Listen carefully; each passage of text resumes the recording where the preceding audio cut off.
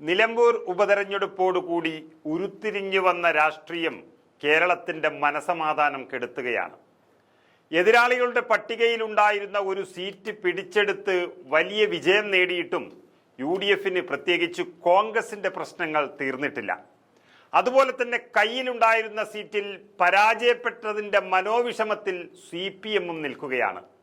അപ്പോഴും PV അൻവർ തന്നെയാണ് മുഴുവൻ ചർച്ചാ വിഷയം. LDFന്റെ സംസ്ഥാന സെക്രട്ടേറിയറ്റ് ചേർന്ന് അൻവർ ചെറിയ പുള്ളിയല്ലെന്നും അൻവറിനെ ശ്രദ്ധിക്കാത്തത് വലിയ കുഴപ്പമായി എന്നും കണ്ടെത്തിയിരിക്കുന്നു. അതിന് സമാനമായി തന്നെ കോൺഗ്രസും യോഗം ചേർന്നെങ്കിലും അൻവർ ഒരു ഘടകമായിരുന്നില്ല എന്നുള്ള വിലയിരുത്തലാണ് അവർ നടത്തിയത്. ഒരു 15,000-ത്തിനടുത്ത് വോട്ടെങ്കിലും PV അൻവർ LDFന്റെ പെട്ടിയിൽ നിന്നും പിടിച്ചെടുത്തതാണ് ആര്യാടൻ ഷൗക്കത്ത് വിജയിച്ചത് എന്ന് അവർക്ക് മനസ്സിലാകാഞ്ഞിട്ടല്ല. എങ്കിലും അത് സമ്മതിക്കാനുള്ളൊരു മാനസിക അവസ്ഥയിലല്ല കോൺഗ്രസിലെ ഒരു വിഭാഗം.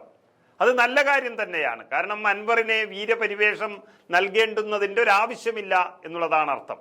പക്ഷേ നിലപാടുകളിലും തീരുമാനത്തിലും 2 or 3 തട്ടുകളിലായി മാറിയിരിക്കുകയാണ് കോൺഗ്രസ് നേതൃത്വം. യഥാർത്ഥത്തിൽ അൻവറിനെ 100% വിശ്വസിക്കുകയാണോ കേരളം എന്ന് ചോദിക്കുമ്പോഴാണ് അതിൻ്റെ ഉത്തരം എല്ലാവരും ഒന്നല്ല പറയുന്നത് എന്ന് മനസ്സിലാക്കാം. അതായത് ഏറ്റവും പ്രധാനപ്പെട്ട വിഷയം PV അൻവറിന് CPMനോട് ഒരു ദേഷ്യവും ഇല്ല എന്നുള്ളതാണ് നമ്മൾ മനസ്സിലാക്കേണ്ടത്. കോൺഗ്രസിനോടുള്ള വൈരാഗ്യത്തിൻ്റെ പകുതി പോലും CPMനോടില്ലാത്ത അൻവറിൻ്റെ ശത്രു പിണറായി വിജയൻ മാത്രമാണ്, മുഖ്യമന്ത്രി. പിണറായിസവും മരുമോനിസവും മാത്രമാണ് അൻവറിൻ്റെ എതിരാളികൾ. അത് തകർന്നതോടെ അൻവർ വീണ്ടും ഇടതുപക്ഷത്തേക്ക് തന്നെ കാലുറപ്പിക്കും എന്ന് മനസ്സിലാകുന്നു. 2 തവണ സീറ്റ് നൽകി വിജയിപ്പിച്ച ഇടതുമുന്നണിയെയും അതിൻ്റെ മുഖ്യമന്ത്രിയെയും തള്ളിപ്പറയാൻ അൻവറിന് കഴിഞ്ഞിട്ടുണ്ടെങ്കിൽ കോൺഗ്രസിലും UDFലും അൻവർ വന്നാലും ഇത് തന്നെയായിരിക്കും സ്ഥിതി. താൻ പറഞ്ഞെടുത്ത് നിൽക്കാത്തവരെ തകർക്കുക എന്നുള്ളതാണ് അൻവറിൻ്റെ ഒരു രാഷ്ട്രീയം.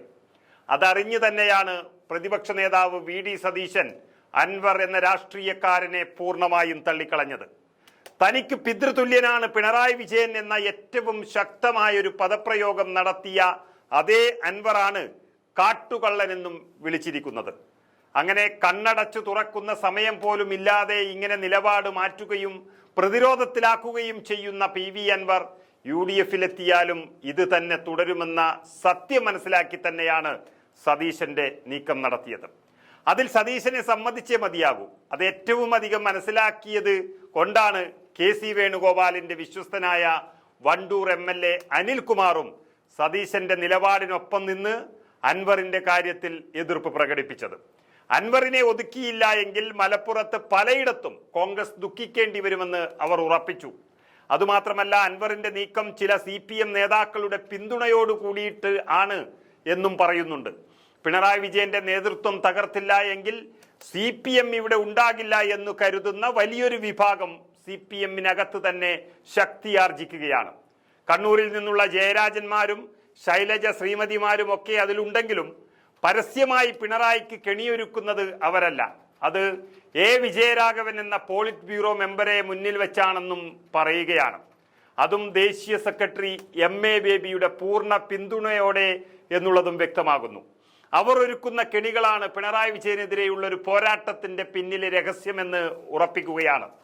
പിണറായി വിജയൻ നടത്തുന്ന വലിയ പാർട്ടി വിരുദ്ധ പ്രവർത്തനങ്ങൾ അതവർ സമ്മതിക്കുകയാണ്. അതായത് കുടുംബത്തിന്റെ എല്ലാ തട്ടിപ്പുകൾക്കും പാർട്ടിയെ ഉപയോഗിക്കുന്നു, പാർട്ടിയുടെ രീതിയിലല്ലാത്ത തരത്തിൽ മരുമകനെ ഉയർത്തിക്കൊണ്ടുവരുന്നു, പാർട്ടിയെയും അഖിലേന്ത്യാ സെക്രട്ടറിയെ പോലും നോക്കുകുത്തിയാക്കി ഒറ്റയ്ക്ക് ഭരണം കൈയാളുകയാണ് പിണറായി.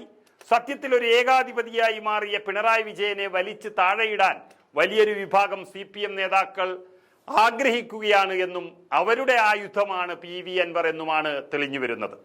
പിണറായി പാർട്ടിയിൽ അപ്രസക്തനായാൽ പിറ്റേ ദിവസം PV അൻവർ CPMനൊപ്പം വീണ്ടും സജീവമാകുമെന്നാണ് പറയുന്നത്. അതിനുവേണ്ടി എത്രയോ മുൻകൂട്ടി കണ്ട് മുന്നണിക്കുള്ളിൽ ഒരു MLA ആയിരുന്ന PV അൻവർ കരുതിക്കൂട്ടി പിണറായിക്കെതിരെ യുദ്ധം പ്രഖ്യാപിക്കുകയായിരുന്നു. ആരോപണം സത്യമെന്ന് തെളിയുന്നതോടെ പിണറായി ഔട്ടാവുകയും ചെയ്യുമെന്ന് അൻവറും ഇവരും കണക്കുകൂട്ടുന്നു. അൻവറിന്റെ സ്ഥാനാർത്ഥിത്വം കൊണ്ട് സ്വരാജിനെ ജയിപ്പിക്കാനും പിണറായിസത്തിനും അതുവഴി തോൽപ്പിക്കാനുമാണ് ആലോചനയുണ്ടായിരുന്നത്. 2 തവണ UDFന്റെ വോട്ടുകൾ പിടിച്ചാണ് അൻവർ ജയിച്ചത് എന്ന സത്യമുള്ളപ്പോൾ ഇത്തവണയും UDF വോട്ടുകൾ പിടിക്കുമെന്ന് പലരും കരുതി. പക്ഷേ UDF, പ്രത്യേകിച്ച് മുസ്ലിം ലീഗ് മുൻകൈയെടുത്ത് UDF വോട്ടുകൾ പരമാവധി സമാഹരിച്ചപ്പോൾ അൻവർ സ്നേഹികളായി മാറിയ LDFകാർ വോട്ട് നൽകിയത് സ്വരാജിനല്ല അൻവറിനായിരുന്നു എന്നുള്ളത് അപ്രതീക്ഷിത തോൽവി സമ്മാനിക്കുകയായിരുന്നു. അതോടെ അൻവറും ഒരു കൂട്ടം CPM നേതാക്കളും ആഗ്രഹിച്ച കാര്യം നടക്കാതെ പോയി എന്നുള്ളതാണ് പുറത്തുവരുന്ന വിവരം. സ്വരാജ് CPMന്റെ സ്ഥാനാർത്ഥിയായിരുന്നുവെങ്കിലും പിണറായി വിജയന്റെയും മരുമോന്റെയും അന്തകനായി മാറും എന്നുറപ്പുള്ളൊരു സ്ഥാനാർത്ഥിയായിരുന്നു സ്വരാജ്. അതുകൊണ്ട് സ്വരാജ് തോൽക്കേണ്ടത് പിണറായിയുടെയും ആവശ്യമായിരുന്നു എന്ന് പറയേണ്ടി വരും. അതാണ് അവസാന ദിവസങ്ങളിൽ MV ഗോവിന്ദനെ കൊണ്ട് RSS ബന്ധത്തെക്കുറിച്ച് ഓർമ്മിപ്പിച്ചും പറയിപ്പിച്ചും തോൽക്കാനുള്ള എല്ലാ വഴിയും വെട്ടിത്തെളിച്ചത്. അങ്ങനെ സ്വരാജ് തോൽക്കാനും അതുവഴി അൻവർ എതിർക്കുന്ന പിണറായിസം കൂടി അപ്രസക്തമാക്കാനും മുഖ്യമന്ത്രിക്കും ഗോവിന്ദനും കഴിഞ്ഞു എന്നുള്ളതാണ് സത്യം. എന്നാൽ ഇതെല്ലാം വളരെ ഭംഗിയായി മനസ്സിലാക്കിയ പ്രതിപക്ഷ നേതാവ് VD സതീശൻ തല പോയാലും അൻവറിനെ അംഗീകരിക്കില്ല എന്ന് ഉറപ്പിച്ചു പറഞ്ഞതോടെയാണ് കളി അൻവറിന്റെ പാതയിലൂടെ പോകാതിരുന്നത്. അൻവറിന്റെ കളി മനസ്സിലായവരും ഉണ്ട്, മനസ്സിലാക്കാത്തവരുമുണ്ട്, പല കോൺഗ്രസുകാരും കൂട്ടത്തിൽ. പക്ഷേ മനസ്സിലാക്കി പണിയെടുത്ത VD സതീശന്റെ നിലപാടാണ് UDFനെ ചില സത്യങ്ങൾ മനസ്സിലാക്കി കൊടുത്തത്. അതായത് അൻവർ വിരിച്ചത് മുഖ്യനെ കൊടുക്കാനുള്ള വലിയ വല തന്നെയായിരുന്നു. അത് ചില CPM നേതാക്കളുടെ അറിവോടെ തന്നെയായിരുന്നു എന്ന് ചുരുക്കം.